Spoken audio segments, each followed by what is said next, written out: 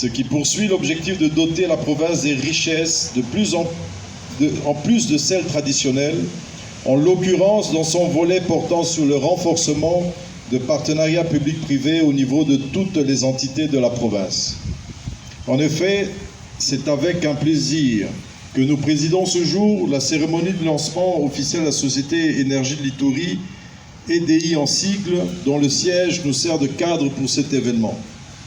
L'avènement de cette société fait suite aux retombées de la table ronde énergétique de la province de l'Itourie, tenue en date du 19 au 20 novembre 2019, avec comme objectif de jeter les bases solides de l'électrification de la province de l'Itourie et visant à doter la province d'une carte énergétique permettant d'identifier les potentialités relatives que regorge la province, mais aussi de relever le défi de la couverture énergétique dont le taux de desserte à ce jour ne serait que autour de 1%. L'objectif étant de le remonter à au moins 30% dans les 2-3 années à venir.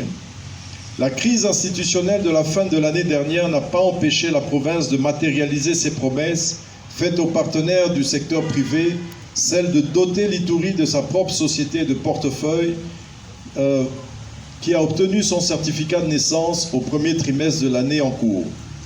Dénommée Itourie Holding et sur approbation de l'Assemblée nationale, de l'Assemblée provinciale, la société provinciale de portefeuille détenue à 100% par elle, donc unique actionnaire, a pour vocation de jouer l'interface de tous les partenariats publics-privés que le gouvernement provincial aura à nouer afin de procurer à la province des revenus dont elle a besoin pour son décollage.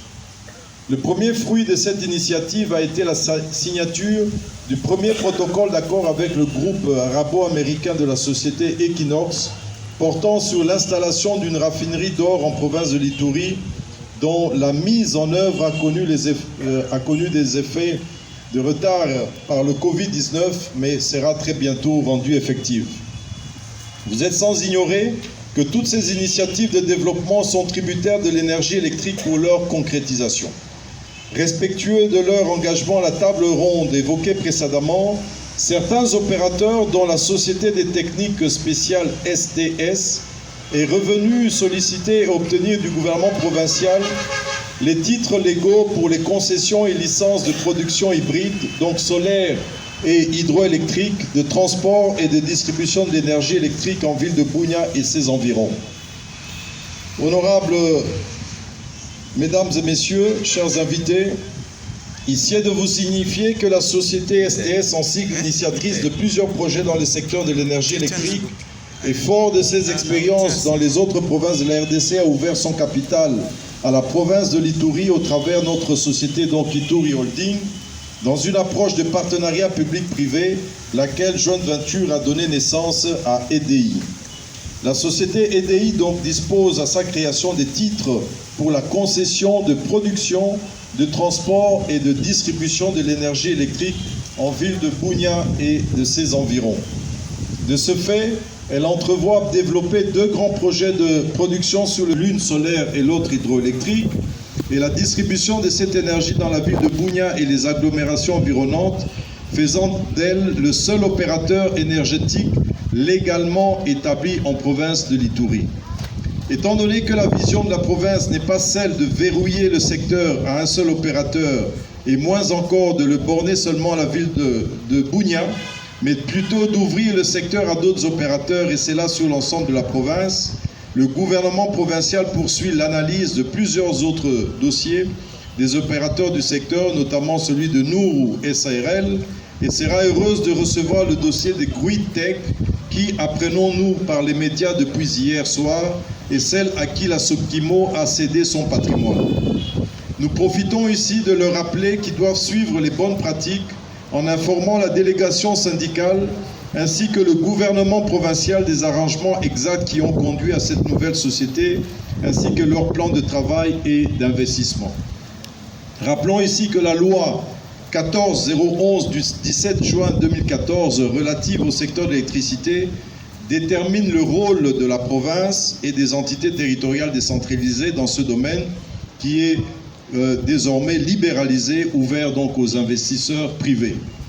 Notre objectif est d'amener le plus d'investisseurs possible en vue de combler le besoin en énergie pour les ménages, mais aussi pour le secteur industriel que la province tient à promouvoir par la création de la zone économique spéciale dont le processus vient d'être déclenché. Cette zone économique spéciale bénéficie de l'exemption de la fiscalité pendant 25 ans sur tout investissement qui y sera orienté. Ainsi, l'Ituri pourra se doter d'un secteur industriel afin de diversifier son économie, créer de la richesse et de l'emploi pour sa jeunesse. Honorables députés, mesdames et messieurs, la Société d'énergie de l'Ituri, qui ouvre solennellement ses portes en ville de Bunia, a vocation de matérialiser son slogan, je cite, « L'électricité vient à nous ». Il n'est un secret pour personne que depuis une longue période, la ville de Bunia est plongée dans l'obscurité la plus totale, causée par la vétusté des installations de la centrale de Budana et de Solenyama, de son réseau de distribution inadapté, suite au manque d'investissement par la Sokimo, propriétaire des dites centrales, et aussi une absence de volonté dans les chefs de ses dirigeants. Depuis plus de 15 ans, la Sokimo peine à ramener son siège à Kinshasa vers l'Ituri, où se trouve son outil de production, sacrifiant ainsi son personnel ainsi que la province dont l'économie devait en tirer d'énormes redevances pour son développement. J'en appelle à cette occasion la Sokimo à se ranger sur la voie de la relance amorcée par Énergie de l'Ituri afin de rattraper son retard et se dédouaner de torts commis à la province et à sa population en mettant à profit les nouveaux investissements issus de sa fusion avec le groupe étranger ayant créé la nouvelle société Green Tech qui désormais dispose de la jouissance des patrimoines d'Electroquimo dont je salue la présence de ses délégués parmi nous. Nous les encourageons de se focaliser sur la réhabilitation de Budana qui se trouve dans un très mauvais état et que dans un proche avenir la production soit stabilisée. Entre-temps, s'il n'y a pas de certitude de production par Budana, nous encourageons EDI à poursuivre, suivant le plan qui a été approuvé et les licences qui ont été approuvées, le câblage de toute la ville de Bunia et ses environs et surtout d'installer la centrale voltaïque et de finaliser les études et la construction de la centrale de Budana 2. Par la même occasion, je vous annonce la concrétisation de la promesse faite par le président de la République, son Excellence Félix-Antoine Tshisekedi, chef de l'État, à la population de Bunia, portant sur la mise à disposition de 4 transformateurs et plus de 16 km de câbles électriques qui se trouvent déjà sur le sol de l'Ituri et qui est en route pour arriver ici et qui sera livré au bénéfice de la distribution de l'énergie en ville de Bunia et ses environs dans les heures ou jours qui suivent. Honorables mesdames et messieurs, chers compatriotes, l'heure n'est plus à l'apprentissage, mais plutôt à la satisfaction des besoins de nos populations, car avec toutes les compétences, ressources et potentiels que regorge l'Ituri, point n'est besoin de diviser, mais de nous unir, de ne voir que l'Ituri notre patrimoine commun en vue de gagner le pari de la reconstruction de notre province dans l'esprit de concorde, de solidarité et d'amour. Je voudrais remercier particulièrement toute l'équipe de notre gouvernement qui a participé depuis la table ronde jusqu'à cet aboutissement et a pris de l'expérience dans ce domaine mal connu de la législation sur l'électricité, et rendons hommage à feu honorable Bedi Joe-Pierre Claver, à l'ancien ministre DG à l'ancien DG de l'Ituri Holding, M. Kimare Kishabani, au Dirkaba adjoint Ecofin, M. Steve Senginda, à tous les membres de la cellule de passation de marché qui ont travaillé depuis le mois de février, à tous les experts de la commission mise en place pour étudier les procédures d'octroi des licences, au ministre de l'Énergie actuel, M. Emmanuel Kukwabo, au ministre en charge du partenariat public et privé et investissement, et à tous les héros dans l'ombre. C'est sur cet appel que nous clôturons notre mot en vous remerciant vivement et patriotiquement d'avance pour l'accueil de notre jeune société Énergie de l'Ituri et demandons à toute la population de Bunia et ses environs de l'accueillir, de l'adopter car elle restera avec nous et pour nos besoins pendant longtemps. Que vive la République démocratique du Congo, Que Dieu bénisse la province de l'Ituri. Nous vous remercions de votre attention. Applaudissements s'il vous plaît. Voilà, maintenant là, nous demandons.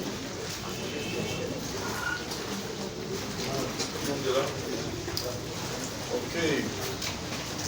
Voilà. Bon, vous tenez, chacun tient parce qu'il aura en souvenir quelque chose.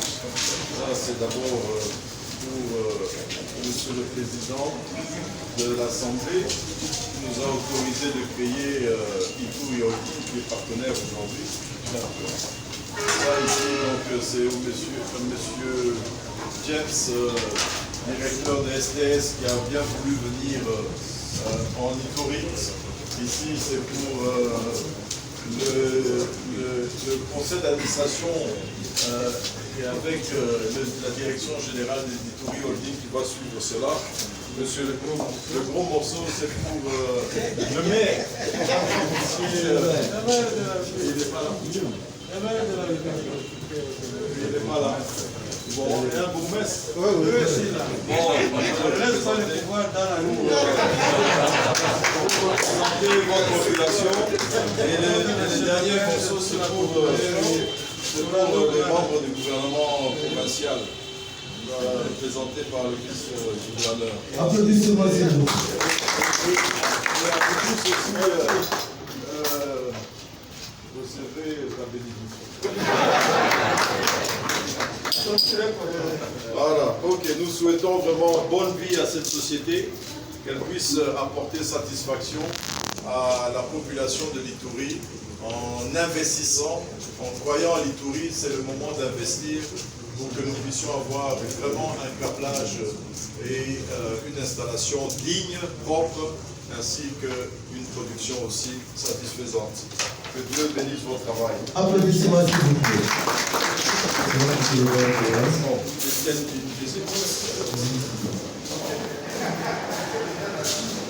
Bonjour. Vous avez été.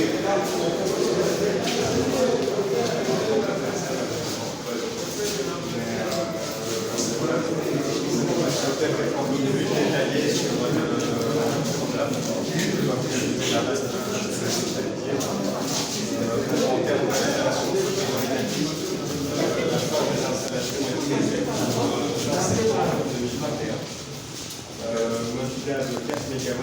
Venez participer. Comme ça, vous pourrez vous adresser à ceux qui peuvent vous suivre. Je vais peut-être parler un peu plus en détail des délais dans lesquels nous allons réaliser les travaux. Donc, la première phase sera la réhabilitation, modernisation et traçage de nouveaux réseaux dans la ville de Bougnac. Parce que certaines installations sont encore correctes, d'autres sont totalement à remplacer, d'autres à moderniser. Enfin, il y a des choses qu'on peut faire assez rapidement au niveau de la distribution. Si avec les partenaires de la Sokimo et GreenTech, nous arrivons à un accord rapide sur la distribution, on peut commencer les travaux déjà dès maintenant. Bon, ça demandera quand même un peu de se mettre ensemble avec eux. Mais à partir de ce moment-là, nous avons déjà du matériel. Comme monsieur le gouverneur l'a dit, le président de la République a donné 4 transformateurs, du câble. Nous aussi, ici, nous en avons déjà 4 avec du câble, des compteurs. On a déjà tout ce qu'il faut pour commencer à travailler. Évidemment, il y aura d'autres matériels qui vont suivre d'ici un mois ou deux. Donc ça, c'est pour la côté distribution. Il faut savoir que côté distribution, vu qu'il y a certaines infrastructures qui existent déjà, on peut être très rapide. En 2, 3 mois, 4 mois, on peut déjà avoir un sérieux résultat au niveau de la distribution. Maintenant, il faudra aussi sécuriser la production, parce que nous serons dépendants dans un premier temps de la production de GreenTech et de la Sokimo. Mais je pense que si on réhabilite déjà bien le réseau et qu'on fait déjà un travail propre et net à ce niveau-là, on arrivera déjà à un résultat qui sera concret d'ici quelques mois.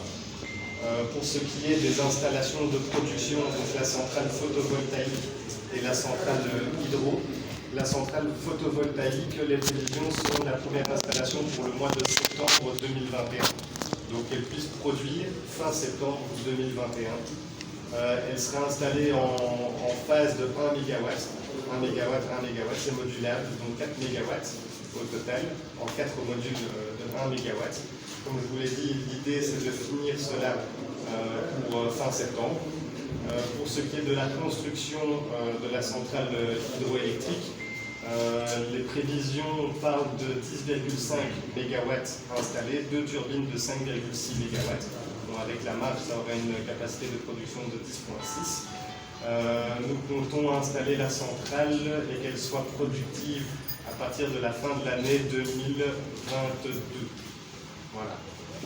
Comme monsieur le gouverneur l'avait dit, nous avons encore quelques études à finaliser, surtout en termes géologiques, pour être sûr que les ouvrages soient bien ancrés là où il faut.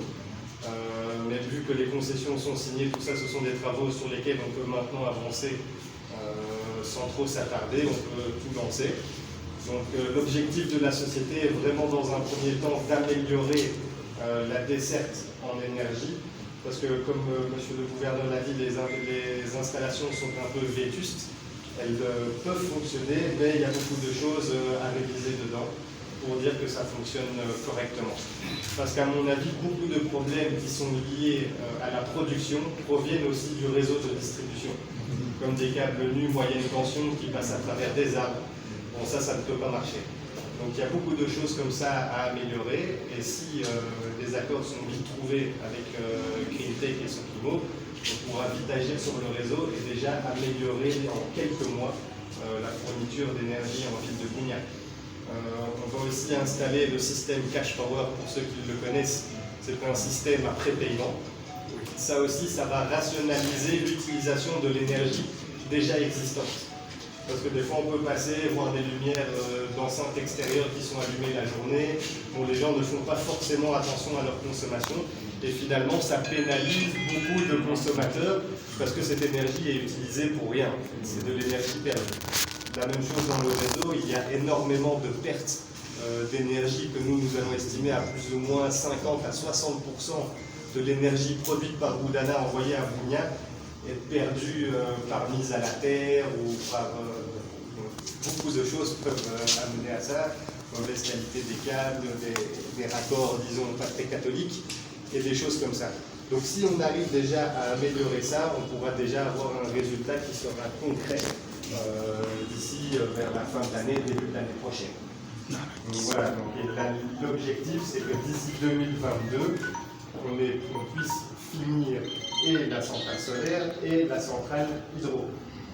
Ce qui finalement produira un excès d'énergie, parce que si Greentech réhabilite la centrale de Boudana 1, nous on construit la centrale de Boudana 2, on aura un excédent de production d'énergie, ce qui va aussi favoriser, comme monsieur le gouverneur l'a dit, les autres investisseurs qui pourraient venir dans le secteur de l'agriculture, la transformation des biens agricoles, des mines, ici il y a des mines, enfin tout un tas de secteurs de la production, et toutes petites industries, des industries de jus, il peut y en avoir beaucoup.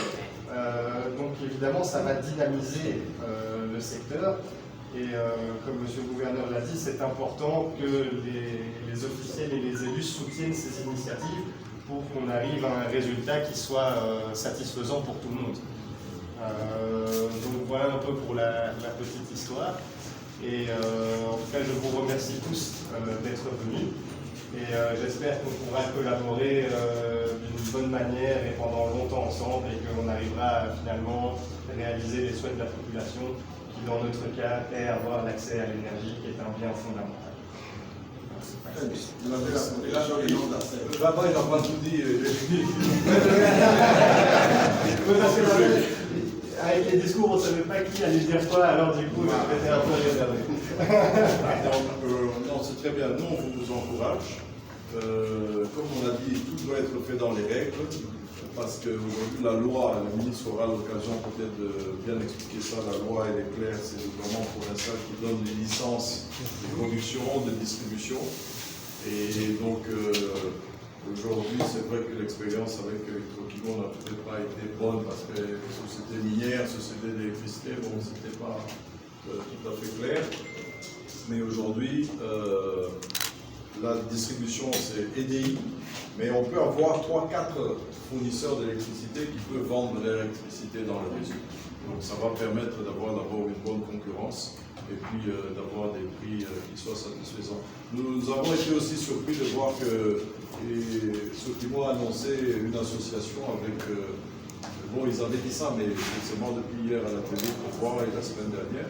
Mais nous les encourageons à aller rapidement alors dans la centrale de Boudana. Comme ça, eux, ils se concentrent sur le réseau, les autres se concentrent sur Boudana, et il y a interconnexion. La loi dit que dès qu'on place les installations comme ça appartient à l'État. Ça appartient à l'État. Vous ne pouvez pas enlever un poteau ou un câble, etc. C'est à l'État. L'obligation d'interconnexion. Ça, c'est la loi. On ne va pas faire comme à Goma. Goma, aujourd'hui, a 4 câbles qui passent. Ils ont donné à 4 sociétés. Et c'est double investissement, 4 productions et c'est parti. Donc nous restons ouverts vraiment à tous les autres qui font venir. GreenTech a déjà écrit pour demander la licence et nous encourageons à ce qu'ils puissent respecter la formule à travers le ministère provincial. Donc si nous avons l'occasion aussi de voir un peu le matériel peut-être. Oui, bien sûr, bien sûr. Et je ne sais pas, le camion qui doit venir là avec le matériel, le chef, est-ce qu'il est tout prêt ou... Je pense qu'il y a un camion qui est employé.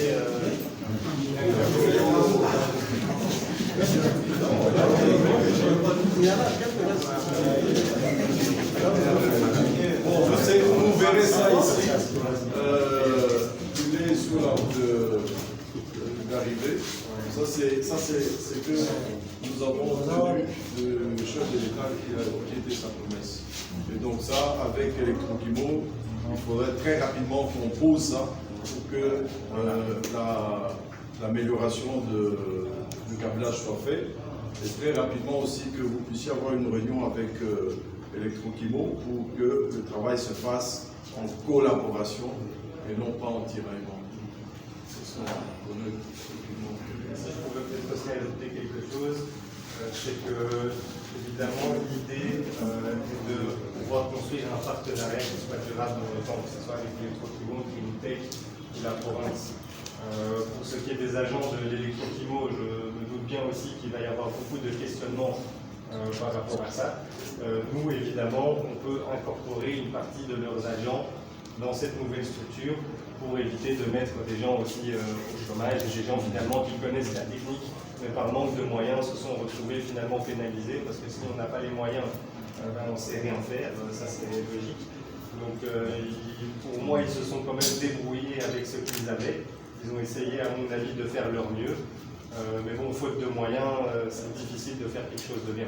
Donc on est vraiment là pour essayer de collaborer avec tout le monde, et pas du tout dans un état d'esprit de s'imposer ici ou là-bas. L'objectif, c'est que nous ayons la lumière chez nous.